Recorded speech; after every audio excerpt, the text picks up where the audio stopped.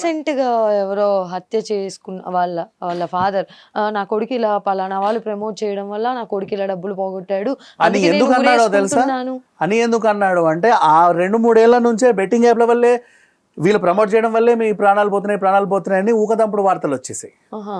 ఎవడెవడెవడో address లేని వాళ్ళందరూ వచ్చేసి బెట్టింగ్ యాప్స్ వల్లే అని చెప్పి చెప్పడం వల్ల పైగా పోలీస్ యంత్రాంగం కూడా వాళ్ళ మీద సీరియస్ అవ్వడం వల్ల వీళ్ళు కూడా ఏదో బాగా దొరికింది కదా అని చెప్పేసి నా కొడుకు చావడానికి కారణం వాడు వ్యసనాలకు అలవాటు పడ్డాడు కాదు, పలానోడు వచ్చి నువ్వు వ్యసనం నేర్చుకో నువ్వు నేర్చుకుంటున్నావు అని హిప్నటైజ్ చేసినందుకు ఆయన ఆడేసి చచ్చిపోయాడు.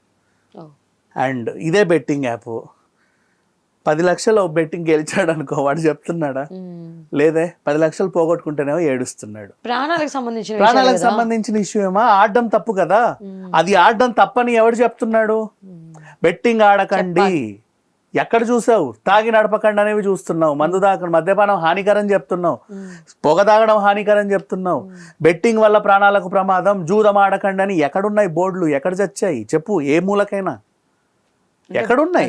బోర్డు పెట్టాలి. బోర్డు పెట్టడం వల్ల వీడు మారుతాడని నేను అనట్లా, కనీసం చెప్పి చావు. నువ్వు చెబితే కదా వాడు మానేస్తాడు. నువ్వు చెప్పకుండా వాడు అన్నీ చేసిన తర్వాత ఘనకార్యాలను ఎలగబెట్టాక నువ్వు వచ్చి యు ఆర్ అండర్ అరెస్ట్ అంటే వాట్ ఈస్ దిస్?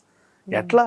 పైగా ఇప్పుడు వాడెవడో ప్రమోట్ చేసినందుకే వీడు తాగి చావాల. ఇప్పుడు మళ్ళీ ఇంటర్నేషనల్ ఇన్ఫ్లుయెన్సర్స్ ఉంటారు దీంట్లో, డొమెస్టిక్ ఇన్ఫ్లుయెన్సర్స్ ఉంటారు, నేషనల్ ఇన్ఫ్లుయెన్సర్స్ ఉంటారు.